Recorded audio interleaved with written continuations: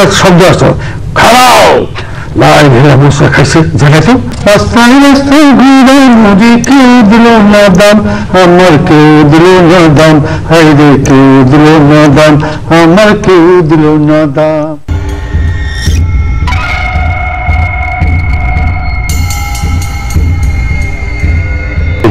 সেই নাটকে কিন্তু আপনার একটা ক্যারেক্টার খুব মজার, আমরা কিন্তু ছেলেবেলায় সেটা দেখার জন্য বসে থাকতাম টিভি সেটের সামনে। তো এই নাটকটি অভিজ্ঞতার কথা, মজার কথা একটু দর্শকদের। এটা আমাদের আন্দোলন হোসেন সাহেব আমার লেখা।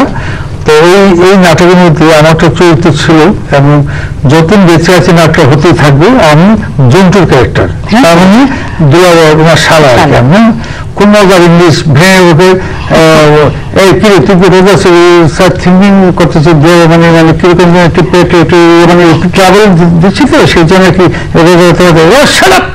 আবার ইংলিশ করে।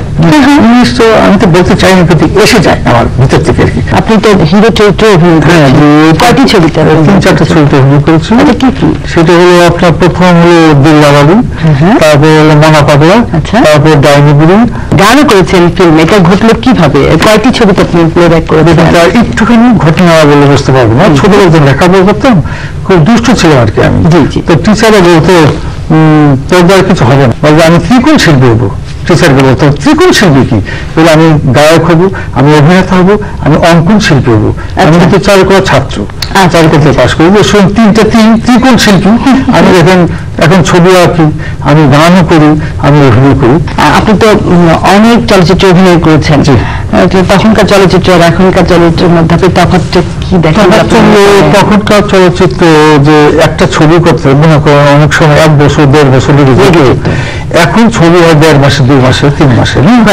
তারপরে আপনার এই যে ডায়লগ, এই যে আমাদের শিডিউলটা আমাকে বলতে টেলিছাড়া ঠিক 7টায় আসতে হবে, আমি কিন্তু 7:15 চলে গেছি, মেকআপ দিয়ে 7টায় রেডি।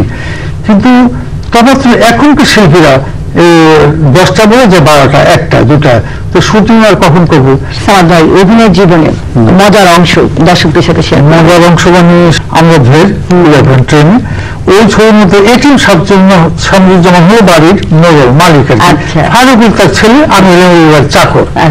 তখন আমি আমি দুইজনে লুকিয়ে লুকিয়ে যাত্রা দেখতে চাই। যাত্রাতে ফেরার সময় ঘোরাতে বলতেছি, আমি বলতেছি মেয়ে ভাই যাত্রাটা দেখলাম না, এই যে সুখ হয়েছে, নাচ ছিল না, এই নাচ ফাটাই দিলাম, চুপ কর বাড়ি যেতেছি, বাবার সঙ্গে বিপদ হয়ে যাবো।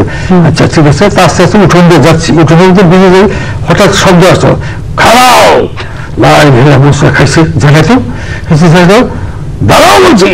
তো দাঁড়াই গেছে দুজনে, আমি ফারুকের পিছনে ভয় পেয়েছি, কিন্তু আমি তো চা করতো। তো বলতেছে তুমি বাড়ির চা করলে যাত্রা দেখছো, ইহা আমার পছন্দ না, যাও বাড়ির ভিতরে ঘুমিয়ে থাকো। ফারুক ঘুরছে বলছে, আমারও বলছে, তা আমি পিছনে যেতেছি, যাওয়ার পর চুলে ধরে তুই আবার কই যাস, তোর তো বাড়ির ভিতরে জায়গা নাই। বললাম আমার জায়গা কোনো তোর জায়গা কোন গরু টেনে নিয়েছে, গোয়াল করে 4টে গরু বান্ধা, একটা গরু পাশে আমার মাথা মতো করে বন্ধা করে, তুই এই জায়গায় ঘুমা। আপনি তো 50টা ফিল্মে আপনি গান করেছেন, একটি ফিল্মের একটি গান আপনি একটু খালি গলায় দর্শকদেরকে শোনাবেন। খেল দেখানো কাম, রাস্তায় রাস্তায় ঘুরে মুড়ি, কেউ দিল না দাম, আমার কেউ দিল না দাম, হাইরে কেউ দিল না দাম, আমার কেউ দিল না দাম।